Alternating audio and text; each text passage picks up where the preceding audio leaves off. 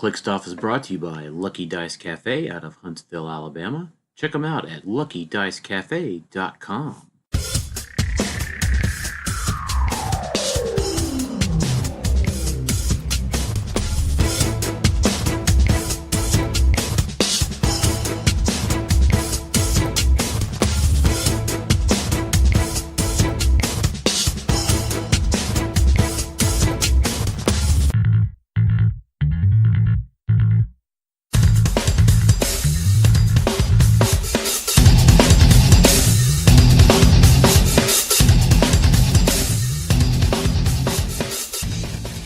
Welcome to Click Stuff. Yowie wowie! Hey everybody, welcome to Click Stuff today. This is your host Daniel Powell speaking. We'd like to welcome everybody to the podcast today. Remind everyone that we are brought to you by trollandtoad.com. Check out Troll and Toad on June 5th for the Black Panther and Illuminati set release. And until the end of the month, we have coupon code CLICKSTOFF for 5% off at trollandtoad.com. Also, our other sponsor, Lucky Dice Games, out of Huntsville, Alabama, has pre-orders up for Black Panther and the Illuminati bricks and cases. Check them out at luckydicecafe.com. Also, last advertisement for this, our Patreon is going really well. We're hosting our Vulture and Pog class this weekend. We'll be posting up here soon about our June class and what the pricing and signups will be for that. So check that out at patreon.com/clickstuff. And without further ado, I welcome you, Jason Alvey. Yowie wowie. That's just my favorite new thing in the whole world. Yeah. Yeah, Brett, what is it? Brett Wyatt has... Bray Wyatt. Bray Wyatt totally has the 1997 dreads going on. So... anyways, today we're going to... It's the greatest thing, and it's the greatest thing on Raw right now. It's okay. Yeah, and that's... Well, the problem is that's not saying a lot. That's True. That's not saying a lot, so... I'm so disappointed. But this isn't about wrestling. We didn't talk about Hero Clicks, right? It's not about wrestling it for long. Yeah. It's we can get wrestling in later this summer, so... That's right, we can have a whole wrestling show. Yeah, we can. Today we're going to fill in on some ROC news, and we are going to talk about the newest Black Panther and the Illuminati previews, and we've got listener questions, and the main bulk of the show today is going to be Malcolm Rush. Malcolm sends us questions about every few weeks, but we don't typically have time to answer all of them, as they're pretty long and involved. So we typically take 2 episodes a year and answer all of his questions and get caught up. So we'll go on to there in just a few minutes. But first, let's start out with the rock news. The Rocktober will be the last. This year's Rocktober will be the last time it's in Rocktober. It'll be in at the end of October. Huntsville. Yeah, it'll be in Huntsville at the end of October. It's for the 24th to the 27th. The schedule is up. There'll be the Team Highlander event, the Modern Sealed Nationals, and there'll be a Sealed WKO on Friday. So that's going to be pretty sweet. Folks did not like it being in July, but with it moving to the end of October, there should be plenty of folks to have time to be able to go to that. Next year, Rock Cup East will be in Huntsville, but will take place in April. Rock Cup West will become the new Rocktober and will be held at a place to be determined in of course October. So somewhere in the West area. 2019 second half states will occur in the fall and will be announced after we get Worlds dates from WizKids. It's coming in real soon, so that's sweet. And then 2020 second half states provinces will occur in July. So let's hope it's real soon. And I was hoping real soon was today, but yeah, today is Friday. Man, I'm really anxious for them to drop the news. So, yeah, we really need it at this point. Yeah, we do. It's everybody's patience is very thin. Yeah, everybody's patience is thin. But you know what? I get that it's a transitional year. They're trying to do things better, so let's give them the benefit of the doubt a little bit as a community. What I don't like to see is I don't like to see the negative comments. And as an example, I saw a lot of negative comments that were quickly retracted yesterday on Howard's post or Wednesday. And it's like, guys, you just take a second before you fire off on the keyboard. Let's give folks the benefit of the doubt and let's make a positive and constructive feedback on things. And kudos to Howard for being on top of that and taking care of everybody's fears and whatnot. Yeah, absolutely. That was fantastic. So, The Rock's done a great job this year bringing us new WizKids prizing, the con exclusives. The Winamaps have gone over very well. I think they're up to 2 Winamaps a week online now. I think so. Tuesdays and Fridays. They're all selling out. Attendance at qualifiers and regionals are up from last year. It's all really good stuff to see. So, yeah. Speaking of regionals, May 25th is the regional at Big Bang Toys, Comics, and Games in Owensboro, Kentucky, which is just a short week away. So doors open at 10, first round at 11 a.m. Central. We hope to see lots and lots of you guys there. Yeah, definitely. So, other than that, up on the Rock website is the schedule for Gen Con. And I'm glad that has finally come out so that we know what to plan around there. Yeah, I don't think the events are in the Gen Con event system yet. They're not. Yeah. But we know when they are. Yeah. Thursday, all days there's going to be Battle Royals with one Con LE. They're $16. I mean, they are ran by The Rock. They're not ran by WizKids, so there is a little bit price increase there. And there's going to be 4 Winamaps. Thursday has 2 Modern Age ones and 2 Popper Winamaps. Friday has Battle Royals, 2 Winamaps, one of them Popper, one of them Modern Age, and a 1 p.m. 2v2 sealed with additional prizing from Troll and Toad.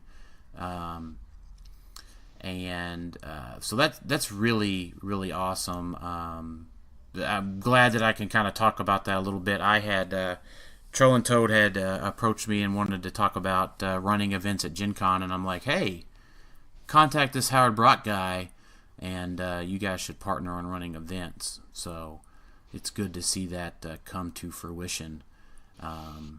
But Saturday is the Rock Regional with Winamap sealed in the afternoon. Then the region, there's going to be a regional kit and a championship Gen Con trophy provided by Troll and Toad.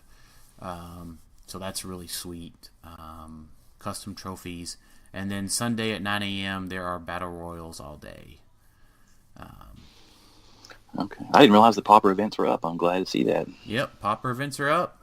We can spend all day on those. I love Popper, so. Yeah. Oh, yeah, I'll play all those. I love Popper events. Yeah. Yeah. Nothing wrong with that.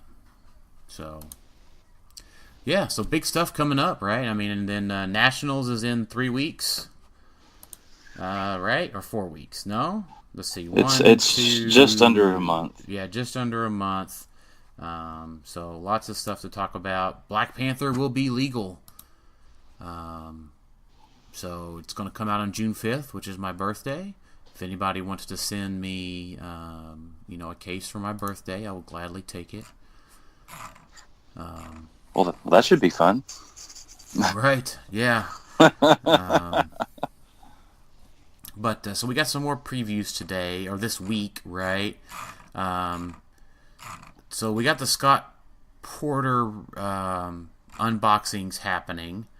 So we got a few rares and a super rare and a prime today. Or so we got the prime today. The rare prime, I believe, right? Yeah. So I don't. We can talk about whatever you want to talk about, Jason.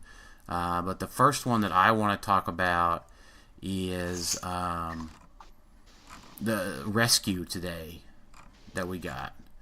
So explain to me what Rescue is from, because it's not from the Iron Point New 52. No, she's from the U.S. Avengers comics, where Sunspot was leading a team of Avengers. It's the same character, I believe. It was wearing the War Machine armor in AI. Oh, the Iron Patriot armor. Oh, the Iron Patriot armor, yeah. Yeah. Mm-hmm. So she's got, I'm finding new uses for it. Running shot. When Rescue uses it after resolutions, you may knock back each hit character 3 squares. Once per game, when Rescue hits one or more opposing characters, you may roll a d6. After resolutions, deal the hit character damage equal to the result. So she's got a running shot of 9, a range of 5, an attack of 12, and a 0 damage outwit and in cap. So she's 70 points, Avengers, Armor, Scientist, and Aim. 18 Defend, Invulnerability, and Energy Shield. And then adjacent friendly characters named Enigma can use Energy Shield Deflection. Anyways, I say all that to say, give her the new Mandarin ring that's coming out that does the penetrating energy explosion and she's got the 2 targets. So if you can get your opponent clumped together and you get a dual target energy explosion off on, say, I don't know, I guess what's the most you could do with that, right? It would be 1 in this 9 and 9, right? If there's 2 like huge clumps of characters. Yeah, I suppose, yeah, you could. Yeah, so I mean the max theoretical damage is 36, and then... Not to mention knockback, possibly, right? Yeah, so it'd be 9 times... Well, so if you were doing 9 times... or 18 times 6... my calculator here. 18 times 6... That's 108, and then the 36 damage... For that's 144 plus another 36 if everybody took knockback damage off elevation. She could do 180 clicks of damage in one attack. Wow. In a perfect scenario. Now again, I guess you could add a crit on top of that. Add a crit on top of that would be another 18. So that's 198. What's that dude from Deadpool that increases damage by 1? Oh, Killebrew? Killebrew, so he could do another 18. Yeah. That's 216 damage. Yeah. And then, yeah. I think that would pretty much kill everything if they didn't roll out. Vulture wishes he was so efficient. Yes. Yeah. To be fair, Vulture could do 216 damage in a turn. It would just take a lot of charge flurries. We're talking 1 attack, not 1 in a turn. Yeah, that's true. That's true. Yeah, rescue with her 0 damage can do 216 damage. But that's not legal for gnats. But just giving her energy explosion for gnats seems to be pretty good. Maybe not the best, but that is a reasonable option of something to look at. What rare do you? She's a rare. She's a rare. She's a rare. Okay. Yeah.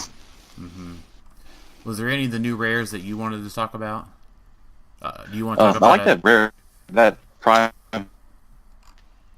You like the prime vulture?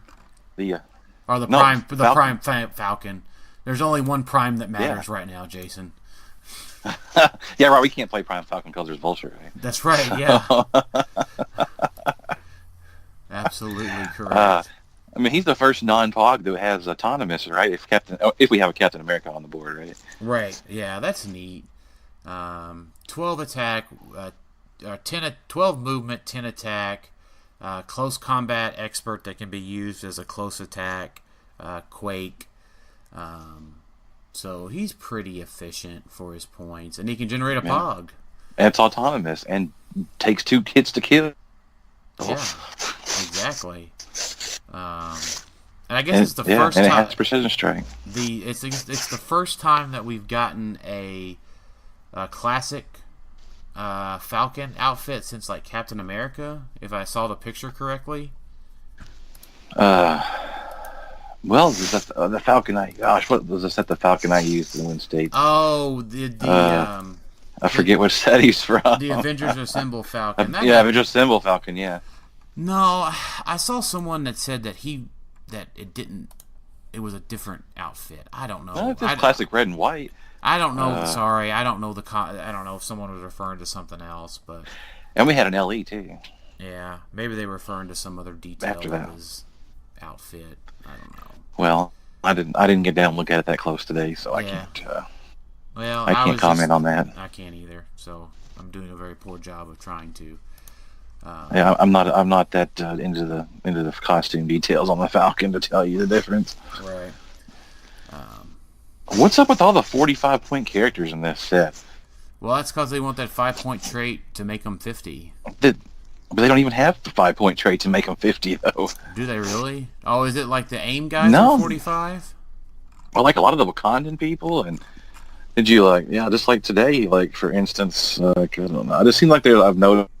Oh, a lot of I see it pointers. now. Yeah. So like Nakia is, and I'm saying the names wrong, is 45. Black Panther's 45. I think some of the Dora Milaje was 45. Winter Soldier's 45. Yeah, that's weird. There's a lot of low point characters here. Maybe they're just planning on you not being able to pull the gems in the booster and sealed, and you can just pair it with one of the 55-point guys. Okay, so we've seen how many boosters? 6 boosters get unboxed in this video, right? And no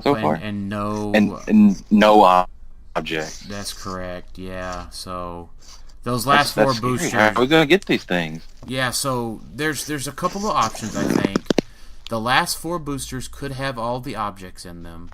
Now he did pull a prime. Okay. Now, we'll see if there is a chase in the last 4 boosters or not. So, there is some stuff to think about there. We don't know if he'll pull a chase or not. And they did preview the Ultra Chase separately, so he's not going to pull that. Right. I guess it is possible he could. They know what they sent him. Yeah. Well, I mean, to be fair, he pulled an Ultra Chase, and so did Married with Clicks on the Earth X one. Oh, did they? If I'm not mistaken, yeah. Well, okay, that's possible then, but we still haven't seen the Phoenix Chase either, right? I assume it'll be the Phoenix Chase. Yeah. In this step to round out the 1 million BC Avengers. Yeah, it could be. That could be good. That could be a good ID card call in. If it's named the Phoenix. Yeah, it could. Or just Phoenix, right? Yeah. This would be just Phoenix, I think. Yeah. Yeah, it can't be like 1 million BC Phoenix. That would be terrible. Well, it shouldn't be that. None of the other ones have been named that fashion, so Sure. I wouldn't think so. Well, I mean, what if only? Well, we don't even know if the chases don't even. We don't know if they come with them or don't, or some of the super rares, perhaps. We don't know how we're going to get these things. Yeah, we should find out this week. So I'm hopeful. We got some questions about that, but so I'm hopeful. Yeah, it's not panic time yet. Right. So next, let's talk about the astronomer. Okay. And just in general, let's talk about improved targeting, elevated, and hindering with 11 range. Wow. That's pretty great. Yeah, that is fan-freaking-tastic. I don't know. I don't even really care what the rest of the dial does at that point, right? Those two things are freaking epic as it is. But he does have the 5-point. He can start with any of the Infinity Gems equipped. I sense a greater challenge. He goes up to Invuln. But 75 points Cosmic, 80 points with the gem. He's got 11 attack, 3 damage, and prob. And then he's got the power action, telekinesis, up to at no cost, up to 2 times. When he uses to pace a friendly character with the power cosmic team ability or the cosmic keyword, after resolutions, modify that character's defense +1 until your next turn. Astronomer cannot target the same character more than once with this action. So, just in general, that's fan-freaking-tastic that it's telekinesis at 2 times. So, like, that just is insane for Cosmic teams to get 2 objects equipped on turn 1. I don't have to play Hellion now. I can play something better than Hellion. I'm super digging the Astronomer for Cosmic teams. And you know what? There's actually a playable 300-point Elders of the Universe team. Which that's just funny to me. Like, that's a thing now. Right, yeah. These are way better than the last bunch of them we got. Right, we're going to see somebody play Jeff Goldblum with all of his other buddies. And his name's going to be Nate White. I dig it. Yeah, I'm down. And, of course, we'll do our full set review soon. But we have pre-release next week, so... Yeah, hopefully we'll get our hands on this stuff and get a little bit more... preview shenanigans going on, a little more set review-y shenanigans going on. But we'd be remiss to not talk about the big dog, Ultra Chase, Thanos. Wow, how much is that thing going to cost? Oh my god. Man, it's a Thanos, so they always go for more money, right? So like Guardians of the Galaxy rare Thanos went for like $30 forever. The chair Thanos from AI still's like $45. So this guy is going to be expensive. But I told someone today I am mad and I am thankful that he does not have the Eternals keyword. So he does have Sidestep and Invincible for 160 points, so he would utterly replace Chair Thanos as that Eternal that gives out Sidestep. Because he comes out with a running shot, 11 attack, 18 defense Pulse Wave if he was an Eternal. And he would generate the Screet Bystander. Is Screet Wasp? I thought it was Wasp when I saw the skull, but I've never heard of Screet. I don't know this version of Thanos. So, I've never heard of the Ego Gem either.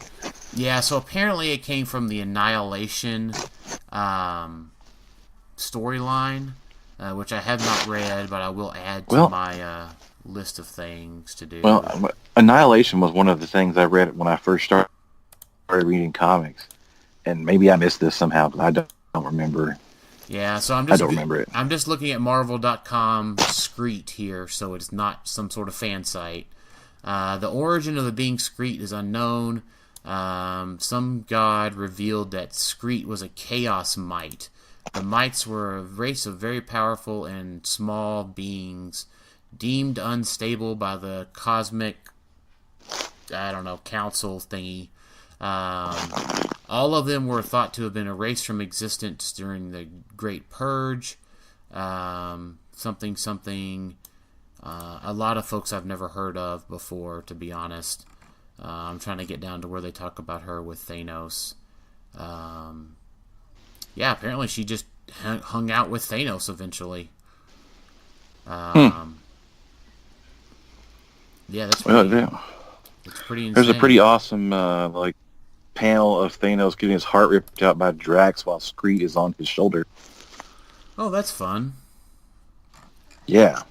I do remember that happening, but I don't remember the Screet. I need to go back and read this again.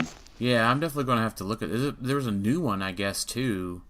I'm just looking at Thanos. It's the newer Thanos Samaritan comic. Because I'm looking at that now on the images. This must be the Drax miniseries from Annihilation. That's where the comic cover comes from. Yeah, it looks like there was a Thanos 6 of 6 Samaritan series, which that's referred to in his power set under his special text for his support power. So I'm guessing that that's all a part of it. I got to look at the all of the comic covers for that, but I'm looking here. Thanos Samaritan images. Yeah, I don't see the cover I don't see his pose on any of the covers, so it's probably in a panel. Just from the Google image search here, so that'll be cool. Yeah. I mean, it says that the ego gem comes from the interdimensional cosmic vampire. So I don't know who that is. Okay. So I'm going to have to read the comic to get a little better understanding on that one. But supposedly the 7th hidden Infinity Stone. Yeah, that's interesting. But Screet is awesome. A Pog with a 19 impervious tiny Psyblast Perplex, but it's +2 or -2, but on a 1 through 2 the value modifier becomes 0. So a Pog with +2 Perplex with a 66% chance of succeeding. Wow. Yeah, she's pretty great. So that's nuts, is what it is. But beyond that, I think we can be thankful that the Thanos is not really playable for competitive. Now, I've said this before, and there might be something that I'm not seeing. So there was... I thought there was a question about him, but I guess not. Maybe it was in the other thing. The thing that I can see is the problem is that it's not really point efficient. Like 160 doesn't get you to any of the other Thanoses that are within a good value. So like Copter Thanos is 125. So if you swap a 160 Thanos with Cubic down to 125, you're leaving like 35 points on the table. And the only thing that I can see being maybe possible is doing Prime Thanos into Ultra Chase Thanos. So one of the questions was from Dustin Cravens is, I'm not sure why you would swap out Ultra Chase Thanos for Copter Thanos. I don't get it.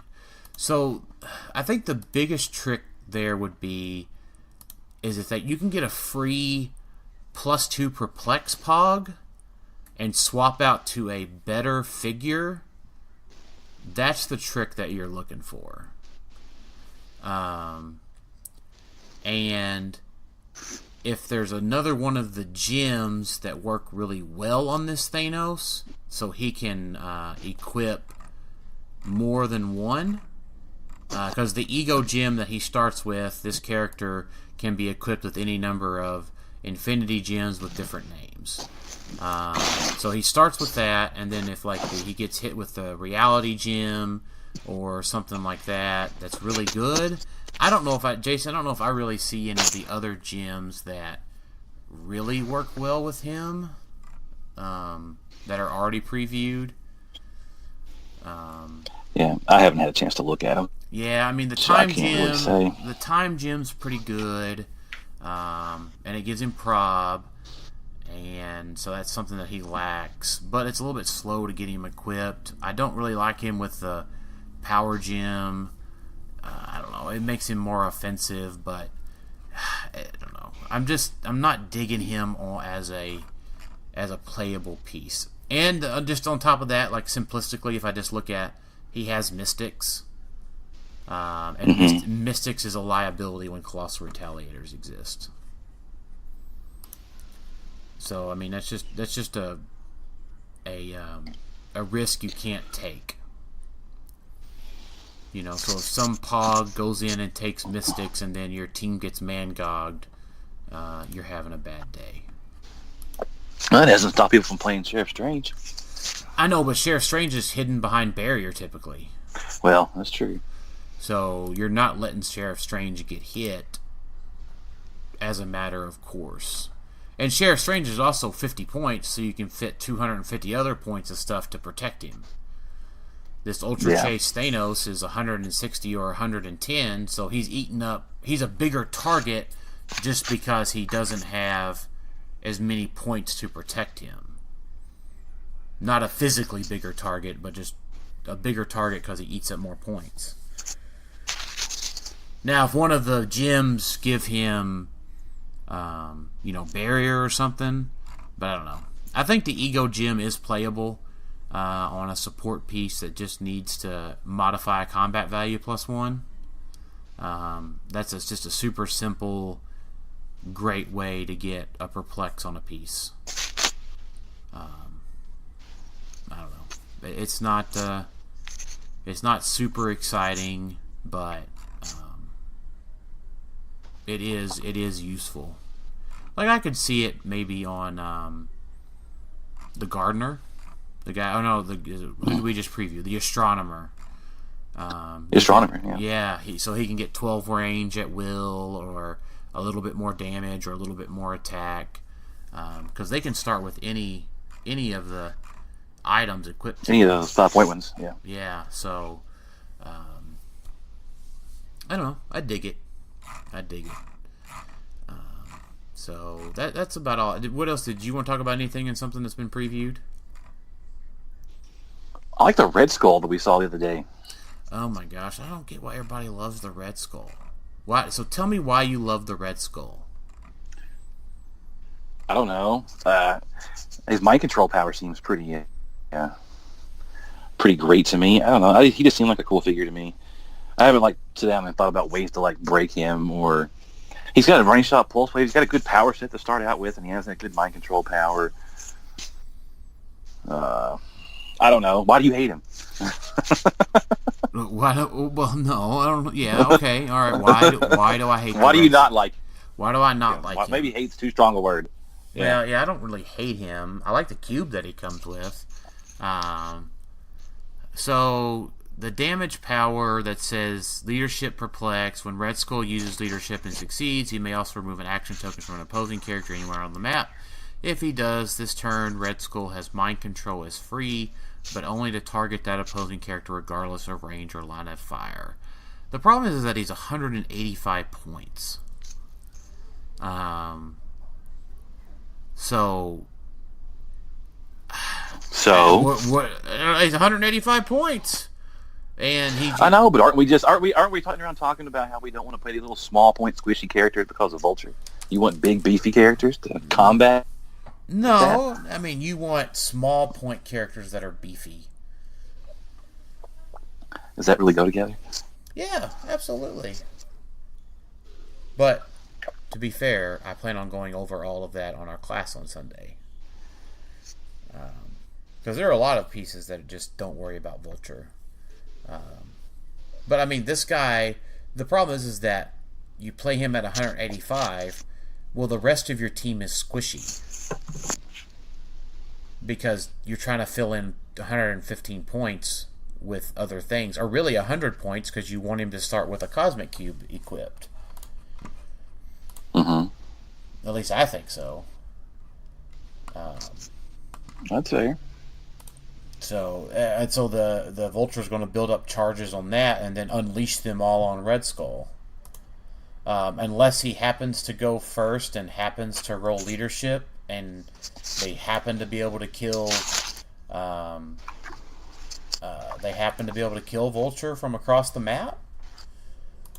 I mean, I guess that's an opportunity. But my other actual complaints is he doesn't have improved movement. He doesn't have improved targeting. So just a lot of things don't let him be offensive. And it goes back to that at 185 points, he's in a weird spot for ID card call-ins. Mm-hmm.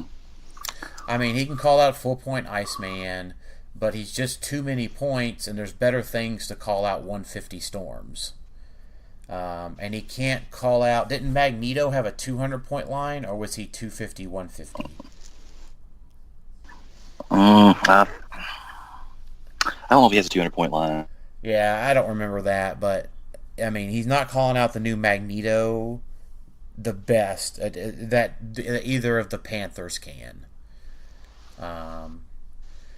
You know, he doesn't have stealth. You know, I guess he can pick a lot of those things from the Cosmic Cube potentially. Like he can get some different options. Not necessarily stealth, but you know, I don't know. It's just not. It's not that spectacular. I don't think. That's just my opinion. And the Cosmic Cube that he comes with, he can lose it because he doesn't have the Cosmic keyword. That's pretty. That's reminiscent of the old Cosmic Cube we had in Avengers. Seems like. Right. Or not Avengers. That's not what it was from. The old. I can't remember what the old Cosmic Cube object we got was from. But you know the one I'm talking about. That's probably before my time, but. Yeah, it's definitely before your time. I can't remember what set it came from. You had to roll for it. Galactic Guardians. And you could lose it. Yeah, there you go. One or two, yeah. Yeah. It was a relic. Yeah, this character can use was. Perplex and Probability Control. Yeah. It was 12 points. So. Yeah, I don't know. I like him with the one that we previewed, but at least gives him the improved targeting.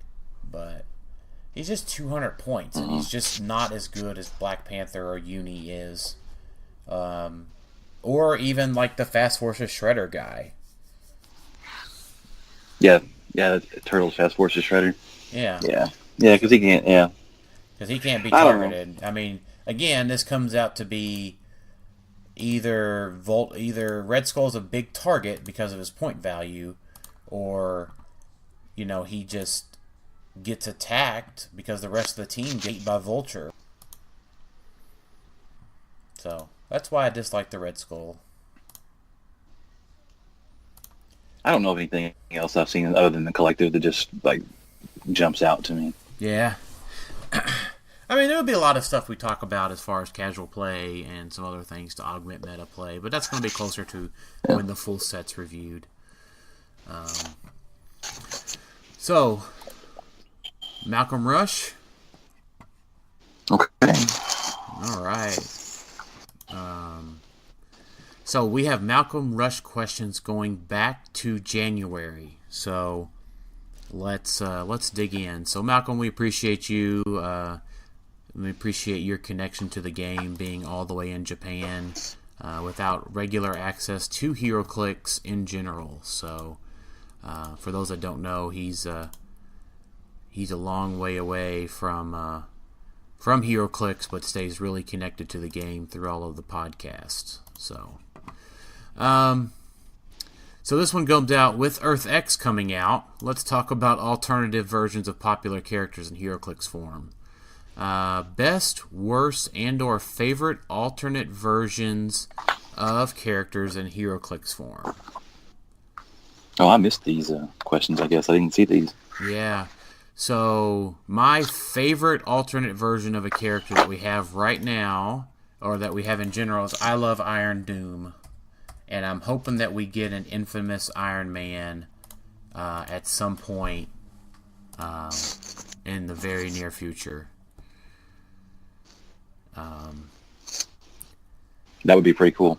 I thought that was a cool character design. Yeah, and you know what? I liked him because he has the defense power that said other characters with a lower point value can't use leadership or mastermind. Huh. That guy would actually be playable right now. Right. Yeah. Holy crap. Yeah. Yeah. Because it doesn't say anything about adjacency or anything like that. I'm actually having like an oh crap moment right now. Huh. Only you could bring into the modern age. Yeah. Yeah. Can you imagine limiting everybody to 3 actions when they're relying on 4? Yeah. Definitely would throw a wrench into everything. Yeah. Wow. Wow. Yowie wowie. Yowie wowie. Do you have a favorite alternate version? Iron Pharaoh. Oh man. That's a good one. Yeah, we're going straight for the Iron Mans today. I wonder if we can make all of our answers Iron Man today. I don't know that we can do that, but we could try, right? Yeah. So, missed the boat where they got the sculpt and or dial wrong on an alternate version of a character. An alternate version of a character. I don't know if I know enough about alternate versions of characters to say whether or not that's right. The sculpt and the dial, or just one or the other? One or the other, or both. Oh, I always thought the Punisher of the Strange had the potential to be really good, but they just didn't give him that good of a dial. You know what? I like that one. I like that answer. I mean, but the combination of magic and bullets should have been great. Right. But we just got a lot of... The sculpt was cool, but we got a lot of blah. Right. Yeah, you know what? That's a good answer. I like that one. I was thinking of something from Elseworlds, but pretty much everything we got in Elseworlds was pretty spot on. I mean, as far as... I don't know the comics that well for this one, so... Yeah, but they were the most part pretty good figures. I think Punisher the Strange is just a missed opportunity. Well, then I think you've answered your question number 3. What is the best looking sculpture of an alternate version? That was pretty great. Destroyer Thor is also pretty great. But is that an alternate version? Yeah, sure it is. But that's like his main version, right? I mean, that's just main Thor in the Destroyer suit, right? I don't know that 616 Thor ever was that guy. I don't know if that was the case or not. Oh, you don't know. I don't know if you don't know if Thor ever put on the Destroyer armor. Not in the main continuity. I don't know that he did. Gotcha. I mean, that is a pretty sweet sculpt. It's a pretty freaking sweet sculpt. I just assumed because it was in Battle World that it was not the case. Oh, well, you know what? Because of all the Thor corpse. Yeah, so the Super Rare does have the Battle World Asgard keyword, but the Super Rare Prime just has the regular keywords. Yeah. Like Asgard, Avengers Deity, Mystical Armor, so... Yeah, so there was probably 2 versions. Yeah. I'm gonna say this was an alternate version.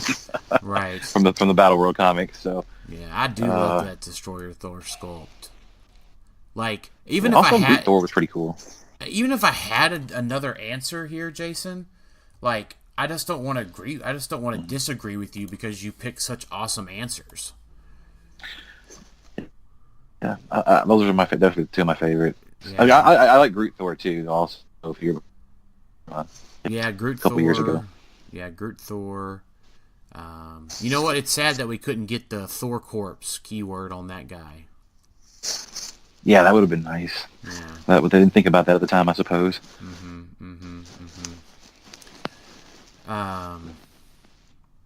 Yeah, I mean, I guess the movie. I guess the movie sculpts would count too. I suppose so. Yeah, because the movie Guardians of the Galaxy movie Groot was pretty sweet too. Yeah. Captain Venom and Venom Iron Man are also pretty awesome. Oh man, yeah, all the Venom stuff, just in general, like all of them. Yeah, I'm kind of sad we didn't get a Venom Hulk. Well, we got a Venom Hulk, but not the one I was wanting to see. But yeah, not the Venom. I wanted it to be more like the Pop. Yeah, more like the. I don't even think it's the same Venom Hulk. No, probably not. I think the Venom Hulk that we got in What If is from a different series than the Venomized heroes that we got in Earth X. But I could be wrong. Yeah. But I think that Venom has infected the Avengers more than once. Yeah, I think you're right. Venomized Wolverine would have been cool. He'd been just too good. This would have been too good. Let's see. WTF craziest or cannot believe they made that one alternative version of a HeroClix?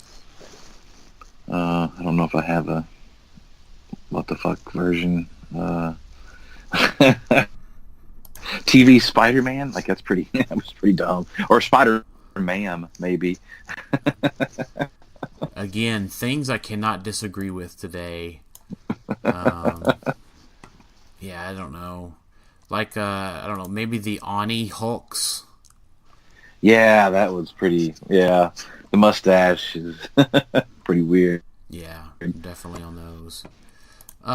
So I don't know if we get so the best and worst chase set or subset of alternate versions. The worst chase set of alternate versions, Bizarro's from Joker's Wild. Yeah. I don't know. I was just going to say Teen Titans until I reread the question, just to remind Corey Clark that Teen Titans was garbage. But they weren't alternate versions, so. I mean, alternate. I guess the Venomized chases are pretty great for alternate versions. Well, for alternate versions, best, I was going to say the Invincible Iron Man chases. Oh yeah, that's true. Or the zombie chases. Yeah, that's true. Both of those are really good. Yeah. Let's see. What alternate versions of popular characters and/or storylines should WizKids make next, and why? Oh, geez. See, that comes back to just, man, I just cannot keep on top of all of the comics. Yeah, they've done a lot of alternate character stuff lately that they covered. I mean, I don't know what else. They could dive into more Earth X type continuity stuff, I suppose. Yeah, I mean, Cosmic Ghost Rider, or the Ghost Rider Professor X. Yeah, although Cosmic Ghost Rider would be pretty sweet. Yeah. I think. Yeah, I don't know. There's plenty of Earth X stuff. I don't know. There's got to be another good alternate X-Men type thing that we haven't seen, other than just Age of Apocalypse. Yeah, I'm just going to look up alternative. I'm just going into the Google machine here. Alternative. Oh, maybe the X-Men comics. Maybe the Justice Lords from Justice League Unlimited. Yeah. That might be cool. Mm-hmm. Yeah, I mean, because we got Ultimates, and back in the day. That's something I'd like to see redone is the Ultimate characters. Yeah, but that universe is dead, so I don't think they'll remake any of those. Well, so it's not like Earth X, world is ongoing. Well, okay, all right, fair enough. I mean, we've got Days of Future Past, Mojoverse, maybe. I don't know enough about the Mojo stuff to say, but possibly. Yeah, I mean, Age of Apocalypse, big one. I don't know. Some of these other X-Men ones. Heroes Reborn. I don't know. I don't know a whole lot about that one. Yeah. But, so let's move on to February questions. So we're moving up to Valentine's Day. All of these questions are about love. Which HeroClix characters do you love to play for fun? Well, I'm going to say Spider-Man and Captain America. They're my two favorite characters. Mm-hmm. You know, when I play for fun, I just love to get stuff out that I don't ever get to play Golden Age wise.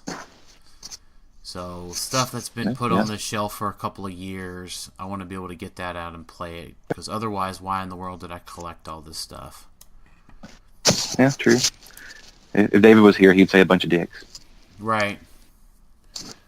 But David's not here, so he doesn't get to say it. Well, I'm just gonna give that one out for him.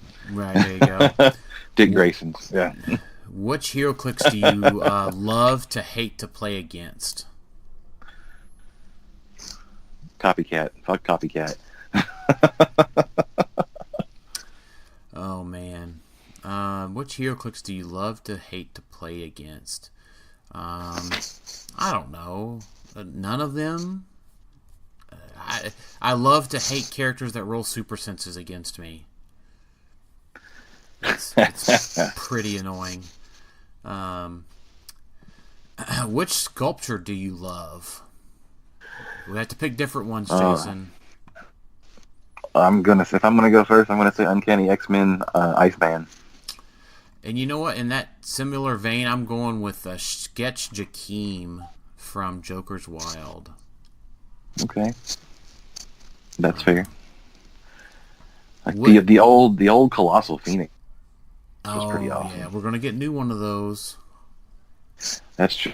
I don't think it's gonna be on par with that though.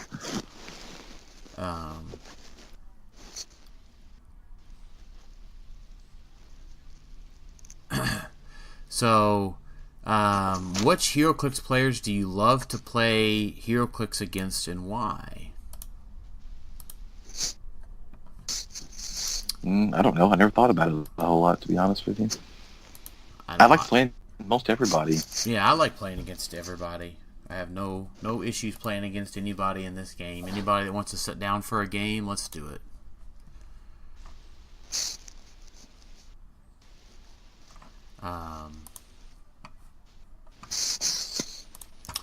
So what kinds of HeroClix games do you love to play?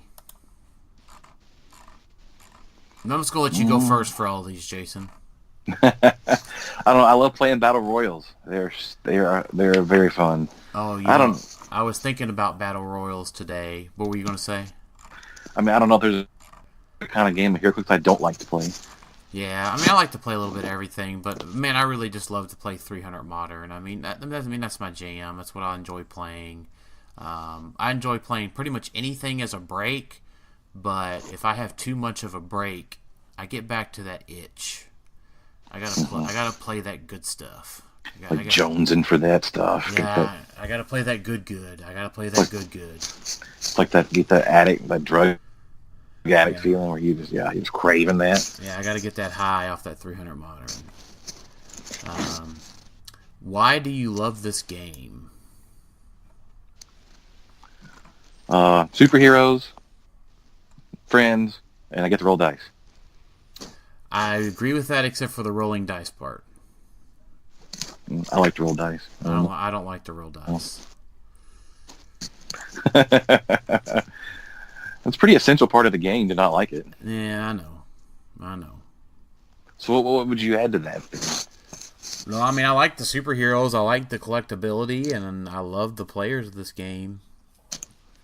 So yeah, and it's just got miniatures. I don't know. I like miniatures. I do. I like miniatures. Yeah. Yeah. Someone's like, man, you should play Magic. You'll love the mechanics. I'm like, okay, whenever Magic can give me a miniature of Iron Man that I can play with, thanks. Yeah, the visual aspect just makes it very appealing. The Yeah. tactile experience, I think, is a big part of it. I guess if the card game actually gets me the arm mount, like in Yu-Gi-Oh, All right. where I can throw the thing down and there's a 3D battlefield, Yeah, that would be cool. then I'll play a card. Then I'll play a card game. So, next up is with St. Patrick's Day around the corner. Let's talk about luck. Which I ain't got any. Oh gosh, which HeroClick equipment, relics, or dice or maps bring you the best or worst luck in this game? I can start with that one. Maps, Crossfire Canyon.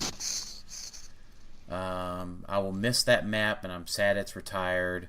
That map has never failed me. Yeah, I'll have to say for maps, I'll have to say the Rock Underground. Yeah. I love that map. I would say that you were going to say your Thor dice, but sometimes your Thor dice just absolutely hate you. Yeah, we have like a love-hate relation. I love those dice, but they kind of hate. They do kind of hate me sometimes. Like my Lucky Dice Cafe dice have been pretty awesome. Yeah, but they failed you before a few times. Yeah, they have. But what dice haven't really failed somebody at some point, right? Yeah, that's true. That's true. Those are my two favorite pairs, though, by far. Yeah. So, do you do anything during or before a game to give you good luck or a superstition? I don't really think you do. The only do thing, you? yeah, like every tournament we have at Big Bang, Yeah. I have to go eat breakfast at Shoney's beforehand. Yeah, for those that don't know, Shoney's is like a family diner situation, and they have a breakfast buffet. So it's really tasty. Yeah, and it's right across the parking lot from Bang, and I've done that at every single tournament every single big tournament I've ever played at Big Bang, whether it was HeroClix or not. I just have to do it. Superstition now. The only thing I do is during a game, whenever I roll a pair of dice, I will often make sure that my dice, whenever I do that dice roll, I am drawing energy all the way from my feet, all the way into my hand before I roll that dice.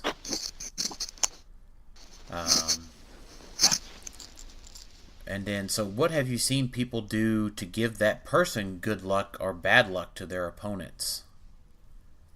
I've seen them use their opponent's dice to kind of give them bad luck. They just want to share dice with them. Mm-hmm. That really throws some people off. Yeah, that does. Especially if they use their dice that have been rolling good. Yeah.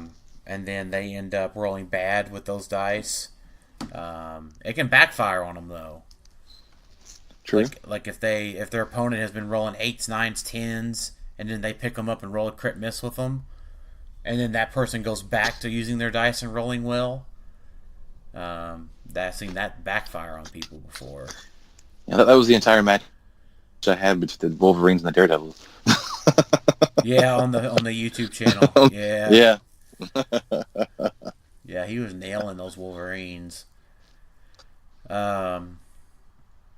I don't know. I've had people that try to do everything, I think, sometimes, but I don't know. I don't try to be that superstitious, but when in a game, the dice gods decide to give you all your rolls, bad rolls, and no matter what you do, you have bad luck. What do you do? You just accept it and move on, I guess. Yeah. I mean, it's pretty frustrating. I try not to pound the table, but I've probably done it once or twice. Yeah. I have an answer for this one. Have you played against a HeroClix piece that should be easy to beat, but you have bad luck playing against?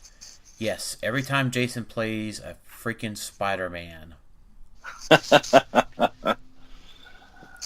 Or anytime I play Jason and I have a 20 defense, Jason nails it every time.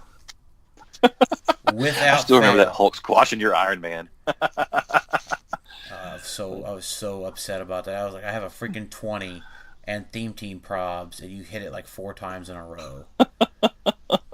Yeah, that was fun. And it was like an 8 or a 9. Yeah, it was pretty high. Yeah. He had a pretty. It was at least an 8. Yeah, it was that was that Fast Forces Hulk from Avengers Defenders, right? I know Avengers Assemble. No, Avengers Assemble. Yeah. Avengers Assemble. Yeah. So, do you have an answer for that one? Not really. I don't know of anything. I just have a lot of bad luck against that I can think of off the top of my head. I had really bad luck playing with like Thor from AVX though. Like every time I would attack with that thing, it would like crit miss. It seemed like You were just trying to make that 10 attack work too hard. I guess, yeah. Well, you know, the problem was he had a hammer like on the Book of the Skull. Like, and I couldn't do it. How lucky are you when you open boosters?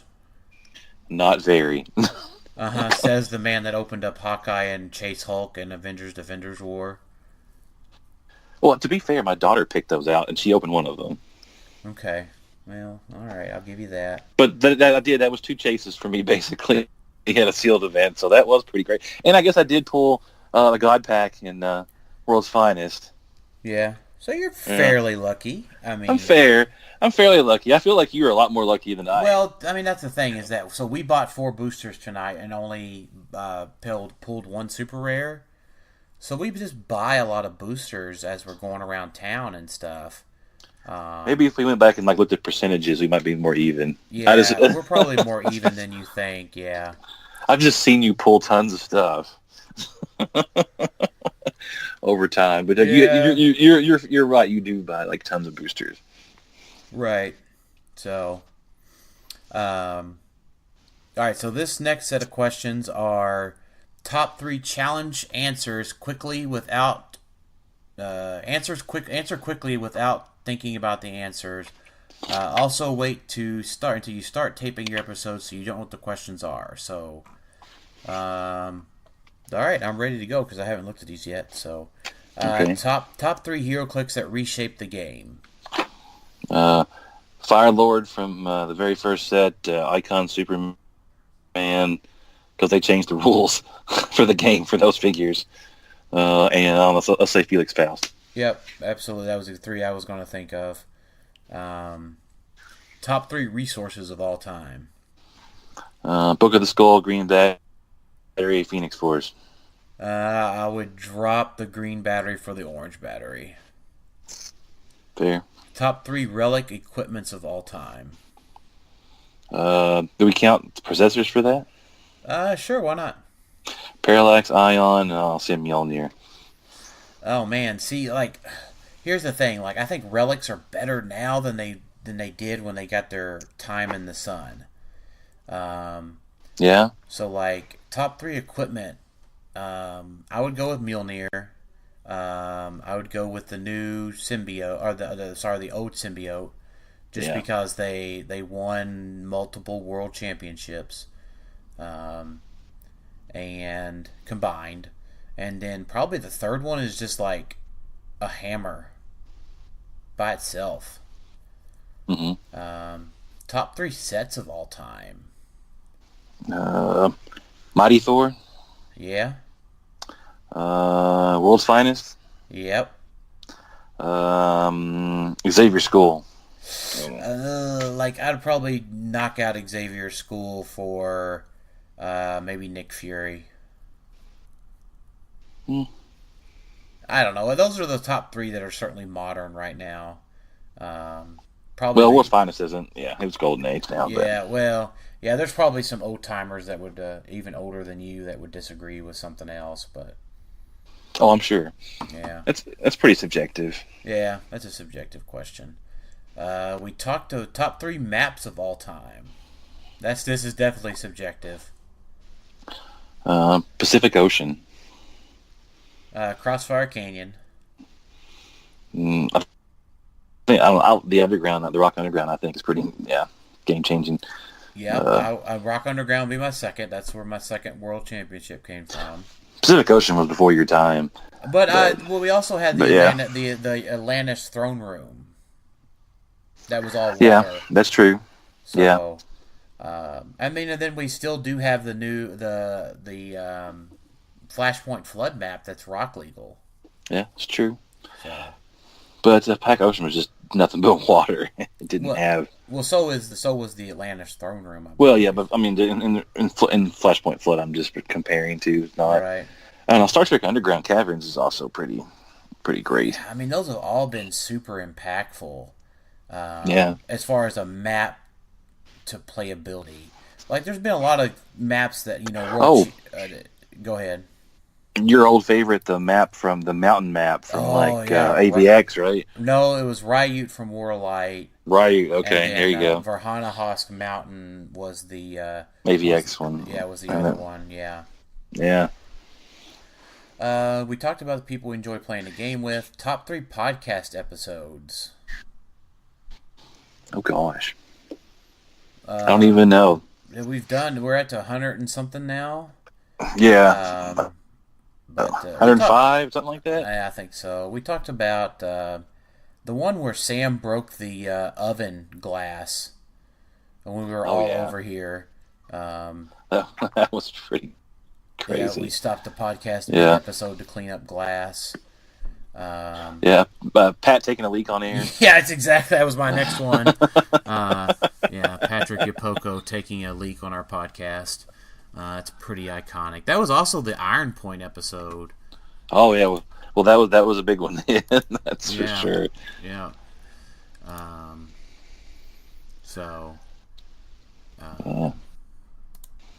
But top 3 guests on your podcast. I don't know. I think all of our guests have been pretty fantastic. Yeah, you know what? We love to have people on the podcast. We just couldn't arrange someone fast enough for tonight. Everybody's been unique on the podcast. Yeah, we've had lots of good stories or things that have happened. Yeah. We can do a Mike's Clicks rap. I don't know what else we've had. Pat peeing on our podcast live. Yeah. Yeah. Howard's always a good guest. PJ's always a good guest. I don't know. Everybody's had good stories to tell. So Malcolm was a good guest. You weren't one for that one, but yeah. No, I wasn't on that episode. Yeah. So, top 3 powers and abilities that you like. Sidestep, prob, and shape change. Yeah, I was gonna say sidestep, perplex, and invincible. Yeah, you got a prob. Yeah, that's true. Prob's good. Prob's always good. Sidestep's always good too. Whenever that green battery retired, man, sidestep just went to like the moon. Oh yeah, sidestep's probably the best power in the game. Yeah. Because there's not hardly any downside to using it. No. Like, you can always prob yourself into a crit miss. You can you can always not miss shape change. You could always miss a super senses. But sidestep, if you just need to reposition, boop boop. You break away. Yeah. Oh, I missed the breakaway.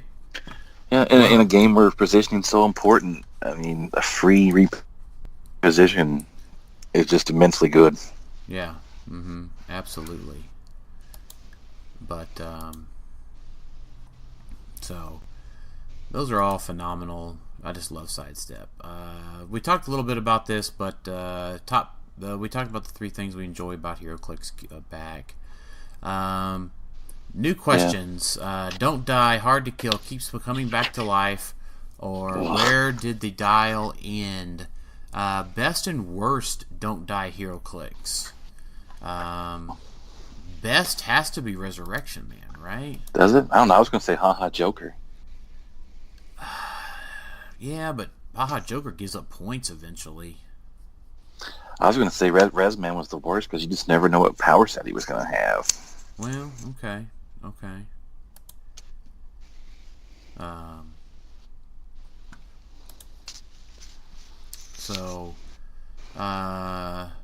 Your favorite don't die HeroClix. Now, your favorite, I would say your favorite could be haha Joker. I would give that one. Yeah, I'd say that's probably my favorite one. Don't die stuff is just general, is the stuff I don't care for it. I don't like playing it. I don't like playing against it usually. I don't know. I don't care for it for the most part. Best and worst way. Well, there's not really a worst way to beat it. The best way to beat a Don't Die team is have tons and tons of tags. Yeah. The worst way to run a Don't Die team is don't let your thing that can die. Like your Daredevil. Yeah, like your Daredevil. Oh my God, everybody hits that thing 6 against him. But that's why Trey Lane's so good. Yeah.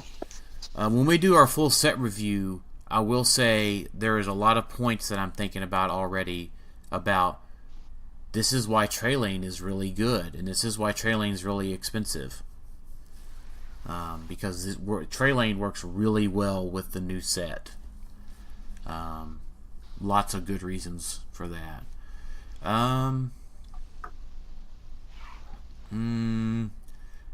And I don't know some of these. Any future comic book characters you wish to fit into the Don't Die hero clicks?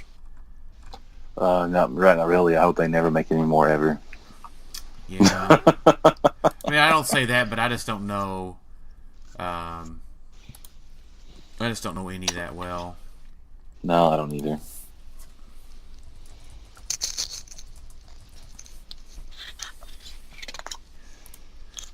So, let's see. Color questions part 1.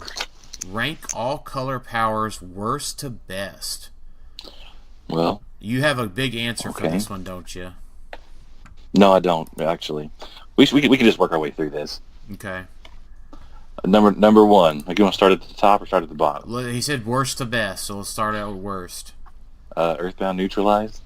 No, so all colors. So if I was going to rank colors... Oh, we're just doing colors? I thought we were doing individual powers. Okay. Yeah, so let's just do colors. You have to rank the colors. I want to interpret it like that, so... okay. Worst. So you have to rank all of the colors together. So if I would say light green would be... Yeah, I'd probably agree with that. Because that's Earthbound and Quake and Combat Reflexes... an exploit. An exploit. I think Earthbound just brings it down so hard. Right. That it just makes it that bad. Okay, well, I guess right above that, I'm going to say purple, maybe? Purple, so that is... Smoke Cloud, Force Blast, Willpower, Close Combat Expert. Okay, I want to remove that down to worst. Okay. Because Force Blast is probably the best one of those. Smoke Cloud's only good if it's free. Willpower should be a part of Indomitable. And Close Combat Expert's probably the best of those. So purple, then light green. What's the next color? Oh gosh. Orange? Orange, so that's Leap Climb. If Energy Explosion, Toughness, and Battle Fear.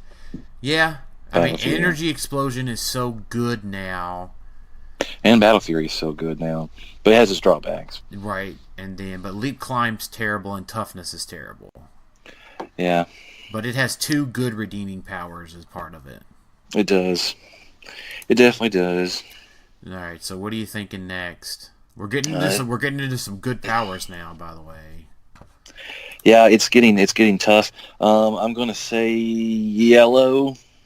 So yellow is phasing, pulse wave, defend, and support. Defend kind of brings it down for me. Yeah, it depends, right? If it's defend with support, then that's pretty cool. But support's pretty conditional over regen. Pulse wave's always good. Good. But unless you're going against Unimind. Yeah, and phasing's not bad at all. Phasing's not bad, yeah. So that's a good solid mid-pack color. Let's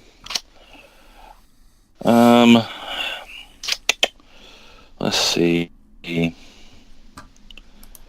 Black? Let's see. Black? No, black's got to be behind. the dark green. Because black has got some good powers. It does. So I would say dark green. So that's charge, super strength, energy shield deflection, and enhancement. Yeah, that's got to be its worse than black. Yeah. Yeah, it's worse than black, but probably better than yellow.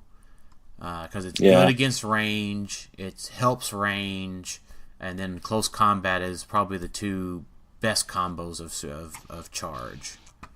Okay, so then maybe black right in front of that. Yeah, stealth is great. Steal energy's always good. Regen's more useful than it ever was. And outwit. And then outwit. Mm-hmm. Okay. Dark blue? Dark blue. So that's mind control, right? No, plasticity. Yep. No, plasticity. Psyblast. Yep. Mastermind and shape change. All phenomenal powers. I don't know of any bad ones there. Yeah. Now, yes, it's getting tough now. So that leaves us with light blue, right? Light blue, yeah, light blue. I'm okay with light blue. Yeah, barrier prob, end cap, and mind control. Yep. All really good stuff. Those are all really good control powers that are always useful. Yeah. And especially prob, right? So that. Right. But now, does light blue go behind brown? Well, you've got hypersonic, poison, impervious, and perplex. I think that goes behind light blue. Think so? I was going to say the brown was in front of it. Well, because poison got so much poison did get pretty nerfed. Yeah, poison got nerfed, but hypersonic's still great. Imperv still good, and perplex is always good. Yeah, perplex is amazing. Yeah, I think poison hangs that behind light blue. Okay, that's fair. What about, well, let's see, we got down to what, red? We have red, green, red, gray, and pink left. Yeah, so I think gray probably goes behind light blue as well. Okay. Leadership, running shot, TK, and invulnerability. Yeah, those are all good powers, but invulnerability's not very useful now. Well, that's fair. It's definitely the worst of the four. Yeah. But the other ones are just really good. Yeah, but I mean, I don't know. Think about the role that TK and leadership play at this point in time. But does it play a bigger role than... I guess so. Yeah, it would go right in front of blue then, light blue. Or yeah, what about red? Is it red? Is it better than red? I don't know. Red's probably goes behind light blue then too. Because that's blades, blades and flurry. Flurry, super senses, and RCE. Yeah, so blades and flurry typically need another power to go with them. Yeah, to make them good. Yeah, they combo great together, but they need another power. So that probably goes light blue, or red, light blue, then gray. And then that leaves us with pink at the top? Pink. Yeah, pink, yeah. Yep. Sidestep, Precision Strike, Invincible, and Empower. Power, yeah. All fantastic. Yeah. And even though Empower is the weakest of the bunch, the other three are the top of the crew. Yeah. I agree with that. Pink's definitely my number one wholeheartedly. Yeah, absolutely. So, let's talk about... He's got more powers, about more colors. More colors. Yeah, more color stuff. But I think we pretty much just covered all of that. We haven't covered the first question. Yeah, let's talk about what is your favorite and least favorite of the changes of the colored powers over the years? Least favorite change was hypersonic not being able to combo with super strength. I guess I didn't like that one much. Yeah. What about the minimum range on perplex and prob changing? Were you around for that? Yeah, I was around for that. That pretty much sucked too. Right. Yeah, having the full range on that stuff was great. But in all honesty, it hasn't been that horrible once it we got used to it. But it helped some, it hurt others. I don't know. I still find the hypersonic super strength thing less palatable because I really like picking up an object and smashing shit with it. Yeah, absolutely. Yeah, it's more finesse now. Yeah. What is your favorite and least favorite combo of color powers? Like, I hate like running shot and super strength together, and that's a thing that happens. Anything that doesn't combo together, right? Whatever it might be, just sucks. Like hypersonic and psychic blast, or anything like that. Yeah, we're saying the same thing for sure. And I guess if I can go back to rule changes, like the combo I used to love was like sidestep and poison, and now they don't work together. Right. Mm-hmm. Yeah. I mean, but that, and again, that's just been something that we've adjusted to, Yeah, it is, but I still don't care for it. Yeah, that's true. That's fair. Some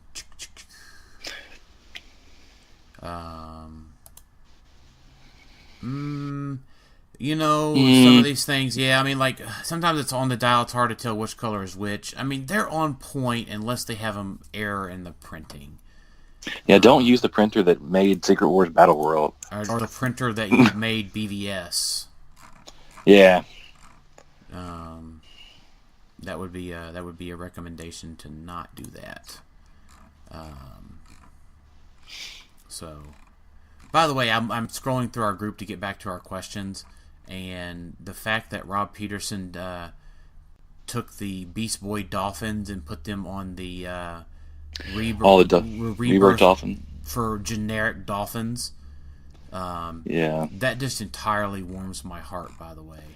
That was pretty cool. I never thought I would want a generic Dolphin, but I totally love the generic Dolphin. He did a fine job with those. They look really good. Yeah. Oh man, if possible, what new color should WizKids introduce and what would it be? I guess we find out in WWE. Maybe. I don't even know. I don't know if I it'll don't be even know what color we could use. Yeah.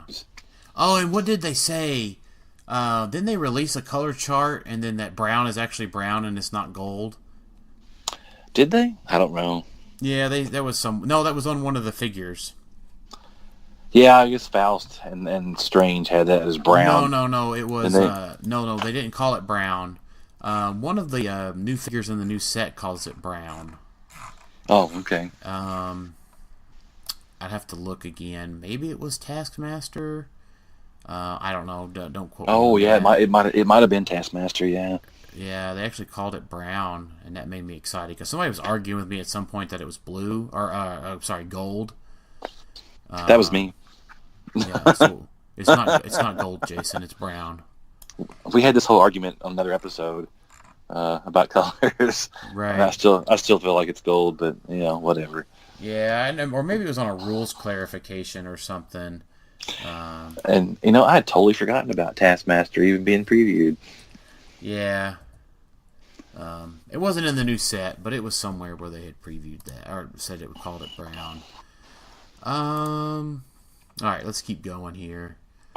Oh man, this is a lot of basic stuff here, kinda. Just a generic thing. What is the things you look for in building a team? If it's casual, it's just what I want to do to have fun. Yeah, I don't know. I gotta find something I like to play. I gotta want to play this thing before I build a team around it. Right.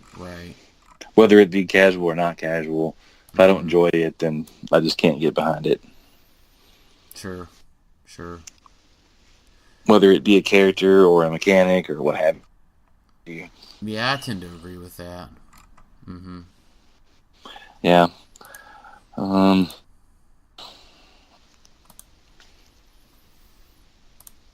But you could talk for an hour about this. Yeah, sure. Probably. I mean, there's a lot of stuff. I mean, that's read Majestic's articles and listen to our other podcasts. I mean, we talk about that. Talking about key ID cards, we could probably answer that at least right now. Yeah, Cyclops, Jean. Cyclops Jean is definitely the best two, I think. I mean, but that's going to change soon, right? Because the ID card. It could. Yeah, Yeah. Storm's coming at some point this year. Right. And Magneto's coming in July. Will be legal in July. He's coming in June. But and those two characters are still like everybody's kind of went to 50-point call-ins, and these are definitely more than those points. So you kind of have to adjust your team build to accommodate those. I know, but there's definitely ID card batteries that are at those point values that'll be sweet. Right, but people aren't playing. I mean, they're not playing those right now, so they'll have to come out too. Well, I mean, like 250-point Panther, right? Pulling out 250-point Magneto and that kind of stuff. Right, but it's still not just like on every team, though. Yeah, I know. Yeah. I don't know. How much support should you put on your team, and what key points for support should you remember when building a team? Here's the one that I have, and this is a Jason Alvey quote from 2015. Prob, add more prob to your team, and then if you think you have enough prob, you don't, and then add some more. I don't remember saying that, but that might have been a 2014 Jason Alvey paraphrase. It could have been. That's that whole like little quote there pretty much like won George Massey world championship because he had that team with all that prob. Mm-hmm. That's probably where I learned it from. How much equipment should you have on a team, and what type of equipment do you like on a team? I would say at this point, one that can't be blowed up turn one. Yeah, that's big. And if you're going to play one that is going to get blown up, you got to have a huge team to go first. Right, which probably means that you get eaten by Vulture. Yeah, I mean, it's just going to depend based on what you're playing. Yeah, absolutely. All that changes with that. So, how can you make team building fun? I don't know, man. I enjoy doing. You just got to have a mindset for wanting to team build. I think team build like one of the most fun aspects of the game. Yeah, I mean, you got to get into the intricate details, and you got to want to study dials, and you just got to want it. You just got to want it. That's my thing. Yeah, I mean, if from the competitive aspect, but I mean, just building the team in general should be fun. Mm-hmm. So the next thing, it looks like Malcolm did get free comic book day hero clicks, but they don't really sell other hero clicks in his town. So yeah, I saw that he got the Iron Man. That's at least he got that. Yeah. Mm-hmm. But they don't have any product to buy, so maybe Malcolm can get some more hero clicks in Japan.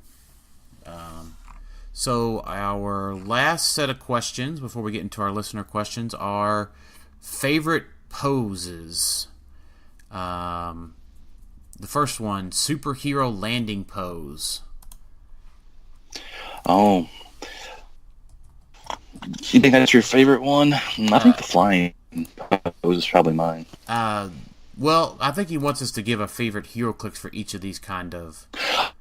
Oh, okay. Yeah, so if I was thinking superhero landing pose, the one that came to mind was Ragnarok, super rare Thor from Avengers Assemble. Or like any of them where he's slamming Mjolnir on the ground. That is true. Mm-hmm. I'm trying to think. of a landing pose. I'm drawing a blank. I don't have like the classic like Iron Man like landing. You know what I mean? I don't think they have one of those. I don't think Iron Man has one of those. I think they should totally do that. Yeah. Setting down pose. Any Professor X? I want to go with Batman God of Knowledge. That's a good one. Yeah. That's a Metron? Sitting in the Metron chair? Yeah, Metron. Yeah. Riding something pose. Oh, that's got to be the Ghost Rider Hulk. The Ghost Rider Mammoth. Oh yeah, I forgot he has actual Ghost Rider on him. That's Which one were you talking about? The con exclusive from like a couple years ago, the Red Hulk with the on the hog, the track hog, Oh yeah, okay. Yeah, I think that's going to be the surpassed by Circle of the. Four. Yeah, I think that's going to be surpassed by the Ghost Rider Mammoth. Oh yeah, that's yeah, I agree. Let's see, standing around pose. Those are all awful. Yes, those are awful. None of them are worth. I don't like that pose at all.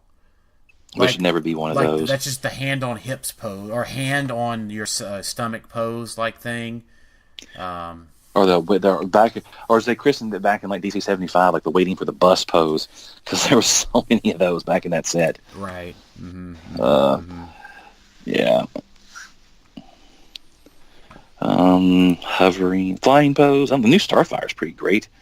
Yeah, I like that one. The Iceman pose from UXM. Yeah. Yeah, that is really good. Yeah. Just hovering pose, not moving.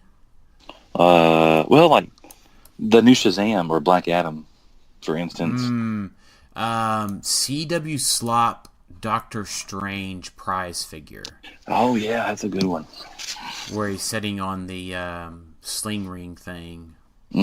That's really good. Running pose. Flash God of Death.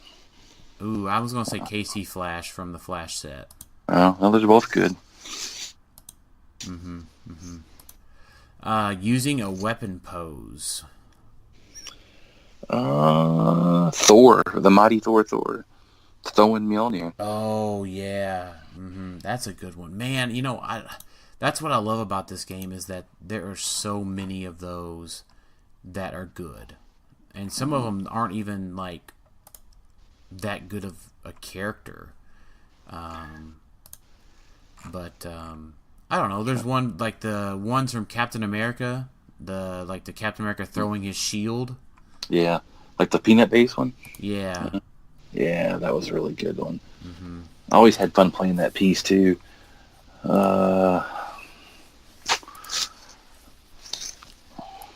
I mean, yeah, there's just so many good poses that so many dynamic poses in HeroClix that keep me coming back for more. Really. Spider-Man wielding Mjolnir was always great, I thought. Yeah, I can agree with that one. I mean, to go back to the Destroyer Thor that we just talked about earlier in the episode. Yeah, that too. Black Panther wielding the gauntlet. Oh, yeah. Yeah. And then for a hovering pose or like standing around, I guess, how about a standing around pose, Sheriff Strange? Okay, that's fair. Yeah, because at least he has the big whoosh around him. Yeah, it's like he was teleporting, Yeah. Let's see. Action pose. Well, maybe that is Sheriff Strange. He's doing an action pose. Yeah. I mean, most everything is doing an action pose, I suppose. I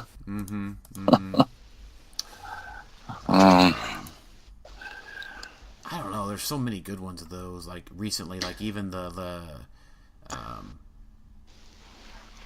like Chase Odin, the Venomized guys. They're all doing something. Like Rocket has his guns firing. Iron Man has his repulsors flying. Yeah. Handstand Spider-Man. Handstand Spider-Man. Ooh, that's probably the best one. It's a good one. Yeah. I mean, I don't even think you can pull the Colossals into this conversation because they get a lot more detail and that sort of thing. Weapon pose. I should have thought about Punisher from Civil War. What about a fighting pose? I'm sure there's an Iron Fist that this applies to. Well, I was gonna say the Chase Iron Fist was a good one, but like I feel like Shang-Chi gets the best. The best ones of this for sure. Yeah, that old Shang-Chi was from the last set he was in. That was really good. Oh, the LE one was good. Yeah. Yeah, I think it was the same sculpt, wasn't it? Probably. Yeah. Let's see. Do you have any other HeroClix poses that you like that I did not mention? Not that I know of. No, not that I can think of off the top of my head. So. Or maybe like the guy like holding like some other guy like broken and battered. Oh yeah, like I saw like some of the one of the world champ poses where George being choked by Shazam or Black Adam. Yeah, or like Batman getting his back broken by Bane, or like one where somebody's stepping on some other guy. I can't even think of what it is. That's the guy from Superior Foes stepping on Spider-Man. Oh yeah, Moreland on top of Spider-Man. Mm-hmm. Yeah. There's a lot of good ones there. And of course, you always have our favorite lap dance pose, which is Harley Quinn. Yeah, thanks, Jake. Yep. At least that's one that people will talk about pretty much forever. Yeah, pretty much. Mm-hmm. All right. Well, thanks for all of your questions, Malcolm. Let's transition over to our listener questions for today. First up is Christian Bojan. What is your favorite movie to watch and relax to? I mean, can we just say the Marvel Cinematic Universe? Yeah, basically any of those, or I can sit there and just watch. Doesn't matter which one, really. Yeah. I don't know. Iron Man 2 is always my answer for that. I can watch that movie a million more times. Will Igler. I'm sorry, Will, if I pronounced your name wrong, bud. But do you think that a player could be competitive without buying into the Black Panther set? There's only a handful of good figures seen so far, but is the equipment changing in a way that if you don't have it, you might as well stay at home and stare at your Specs and Mjolnir on a shelf while crying? Not yet. No. I think your Mjolnir and your Specs are safe for now. I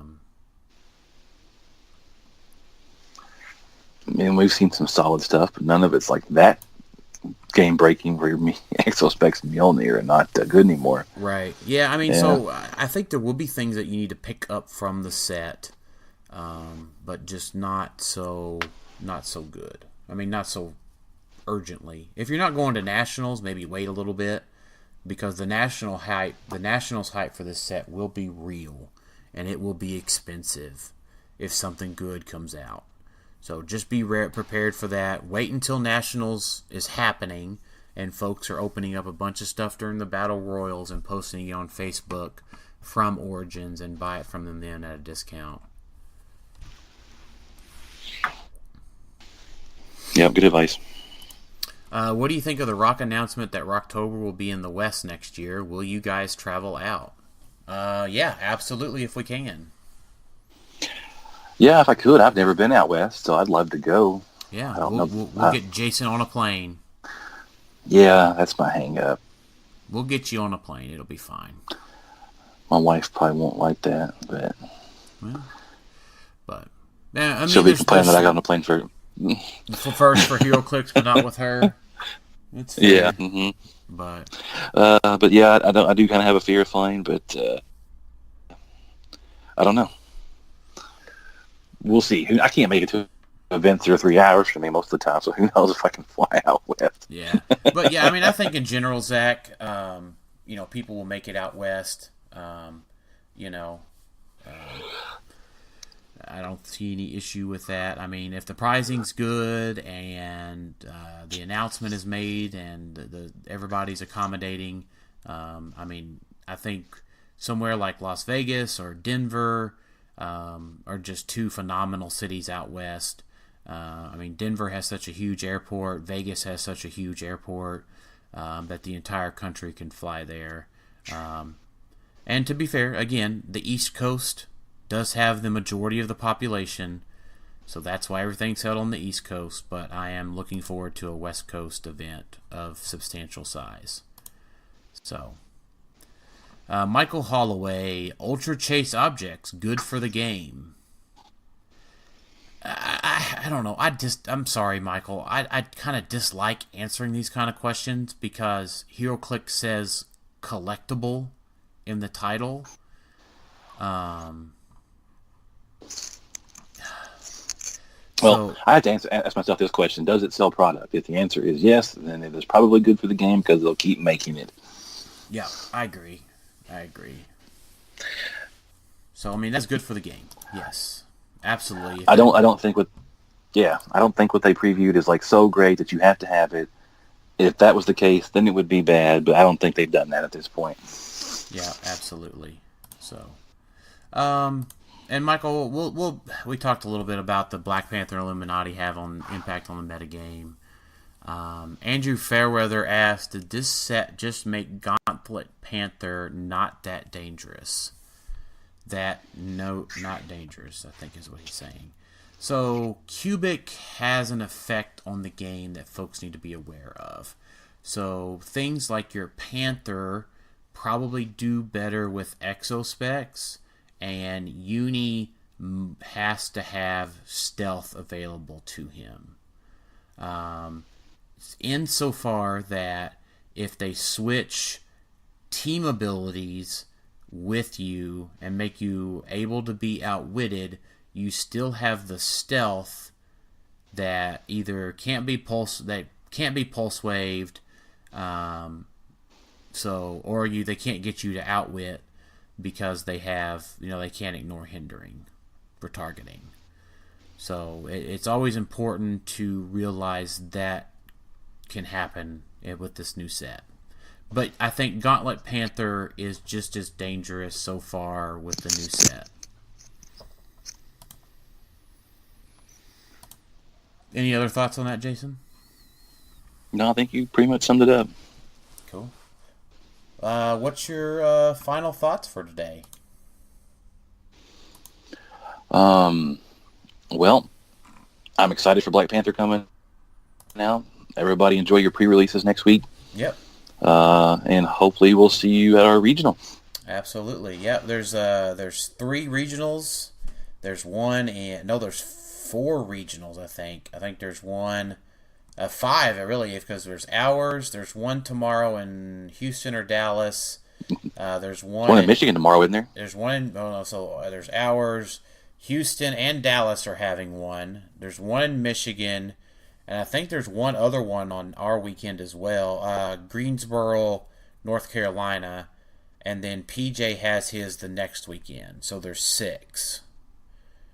So lots of good clicks and lots of good practice coming up here before Nationals. And other than that, thanks everybody for listening to Clicksoft today, and we'll talk to y'all next time.